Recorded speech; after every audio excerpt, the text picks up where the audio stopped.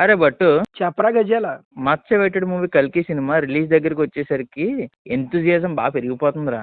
ఈ రోజు రిలీజ్ అయిన ట్రైలర్ లో కూడా డీటెయిలింగ్ చాలా బాగుంది, కానీ అదంతా ఒక వీడియోలో మాట్లాడుకోవడం కష్టం. ఇంకా సినిమా 6 రోజులు ఉంది, రోజుకో వీడియో చొప్పున చేద్దాం. ప్రతి వీడియోలో డీటెయిల్ గా డిస్కస్ చేద్దాం. ఎందుకంటే ఒక వీడియో అయితే సరిపోదు ఇవన్నీ మాట్లాడుకోవడానికి. అరే మామ, ఈ రోజు రిలీజ్ ట్రైలర్ చూసిన తర్వాత నాకైతే కొన్ని స్పెక్యులేషన్స్ వచ్చాయి. కేవలం నా స్పెక్యులేషన్స్ మాత్రమే. అది కూడా ప్రభాస్ గురించి. ఏంటో చెప్తాను విను. ఒకటి ఏంటంటే, ప్రభాస్ అల్లరి చిల్లరగా తిరుగుతూ ఉండి సరదాగా అందరితోనూ ఉంటూ ఆఖరికి ఫైట్లో కూడా కామెడీయే చేస్తున్నాడు రోయ్. కామెడీ అంటే తప్పుగా అనుకోవద్దు, ఒక హ్యూమర్ తోటి. దీన్ని బట్టి నాకు ఏమనిపించిందంటే, ఇది కృష్ణుడి అంశ అన్నట్టు నాకు అనిపించింది. కృష్ణుడు కూడా అలాగే కదా, చిలిపిగా ఉంటూ పనులన్నీ చేసుకుంటూ వెళ్తాడు. మన భారతంలో చాలా విన్నాం కృష్ణుడి గురించి, చాలా చదివాం కూడా. అవును మామ, దీనికి నా దగ్గర ఒక ఎగ్జాంపుల్ ఉంది. బి అండ్ బి అని ఒక సిరీస్ రిలీజ్ అయింది.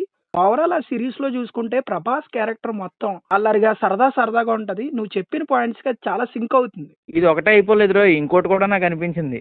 ఏంటంటే, టెర్రస్ మీద మాలవిక నుంచుని ఉన్నప్పుడు సూర్యుడి నుంచి ఒక అంశ వచ్చి ఆమె గర్భంలోకి వెళ్తుంది. సో దీన్ని బట్టి ఏమనిపిస్తుంది, ఆ మాలవిక పుట్టే బిడ్డ సూర్యుడి అంశతో పుట్టింది ఎవరు?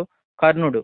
అట్ ద సేమ్ టైం మనకి సినిమా అంతట్లోని ఏదైతే ప్రమోషన్స్ ఫస్ట్ నుంచి రిలీజ్ చేసుకుంటూ వచ్చారో, భైరవ క్యారెక్టర్ని ఇంట్రడ్యూస్ చేసుకుంటూ వచ్చిన దగ్గర నుంచి కూడా ప్రభాస్ కంటూ ఒక డిఫరెంట్ అటైర్ అయితే ఉంది. మొత్తం ఒళ్ళంతా ఆర్మర్తో ఉంది. ఈ ట్రైలర్లో అబ్జర్వ్ చేస్తే ఒక చిన్న పిల్లోడికి ఈ ఆర్మర్ని ఇన్బిల్డ్ చేశారు. అంటే బాడీలో ఒక పార్ట్ కింద చేసేసారు. అంటే సహజ కవచ కుండలం. అది ఎవరికి ఉంటుంది? కర్ణుడికి ఉంటుంది. సో ఈ కర్ణుడి రెఫరెన్స్ కూడా భైరవ క్యారెక్టర్కి ఉంది అని అయితే నాకు అనిపిస్తుంది. అవును మామ, నాగశ్విన్ కూడా చెప్పాడు. ద్వాపర యుగం దగ్గర నుంచి కలియుగం అంతమయ్యే వరకు 6000 సంవత్సరాల్లో ఈ కథ మొత్తం జరుగుతుంది అంటున్నాడు. కాబట్టి మనం గెస్ చేసిన దాంట్లో రెండిట్లో ఏదో ఒకటి కరెక్ట్ అవ్వచ్చు, అవ్వకపోవచ్చు. ఎందుకంటే తీసింది వాళ్ళు, మనం కాదు.